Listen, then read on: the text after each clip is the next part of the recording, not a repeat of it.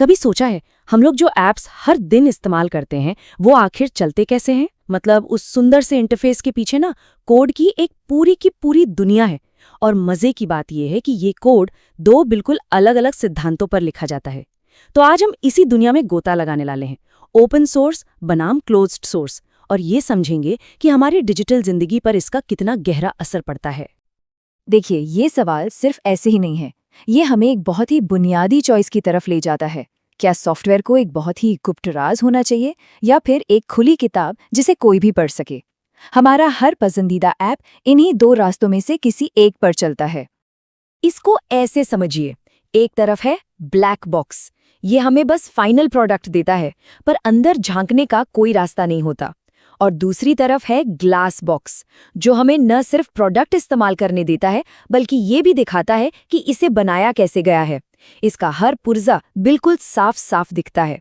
बस यही है क्लोज्ड और ओपन सोर्स के बीच का सबसे बड़ा फर्क।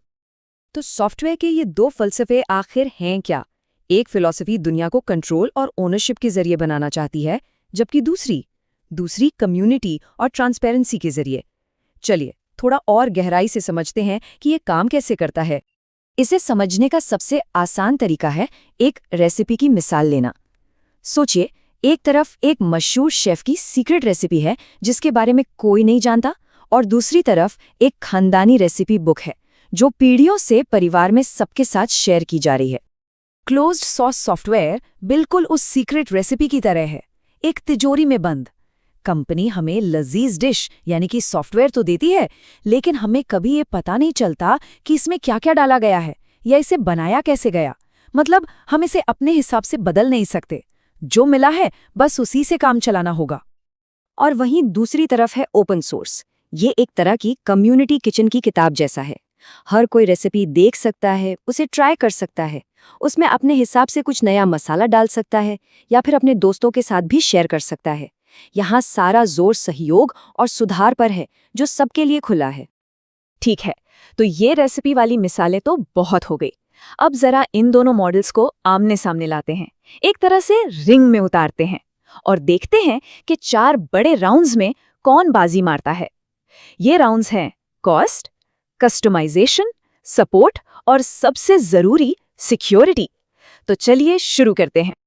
पहला राउंड कॉस्ट यानी कि लागत। क्या मुफ्त का मतलब सच में मुफ्त होता है? और जब हम किसी चीज के लिए पैसे देते हैं तो बदले में हमें असल में मिलता क्या है?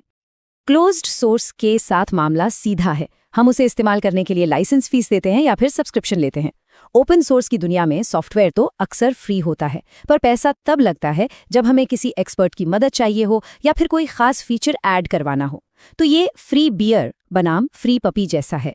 पिल्ला तो फ्री मिल सकता है पर उसकी देखभाल पर तो खर्चा होगा ही। अगला राउंड कस्टमाइजेशन और फ्लेक्सिबिलिटी। क्या होगा अगर सॉफ्टवेयर वैसा काम ना करे जैसा हम चाहते हैं? हम उसे कितना बदल सकते हैं? ये कुछ एक नई कार खरीदने जैसा है। क्लोज्ड सोर्स के साथ हम डीलर के दिए गए ऑप्शंस में से चुन सकते हैं, शायद एक अलग रंग या एक बेहतर स्टीरियो।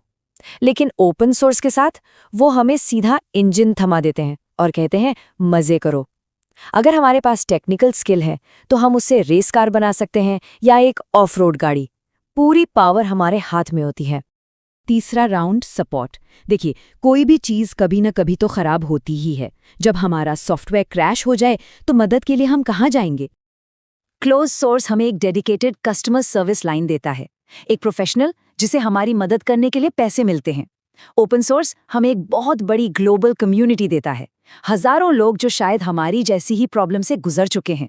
तो एक तरफ एक स्ट्रक्चर्ड ऑफिशियल चैनल है और दूसरी तरफ एक विशाल सहयोगी ज्ञान का भंडार।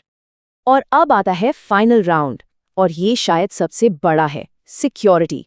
हमारा डेटा कहाँ ज्यादा सुरक्षित है, एक बंद तिजोरी में या एक खुली भीड़-भाड़ वाली सड़क पर जहां हर किसी की नजर हो? और यहां पर आकर ना दोनों की सोच बिल्कुल एक दूसरे से टकराती है। क्लोज्ड सोर्स का फंडा है सिक्योरिटी बाय ऑब्सक्योरिटी, मतलब जो चीज छुपी हुई है वो सुरक्षित है।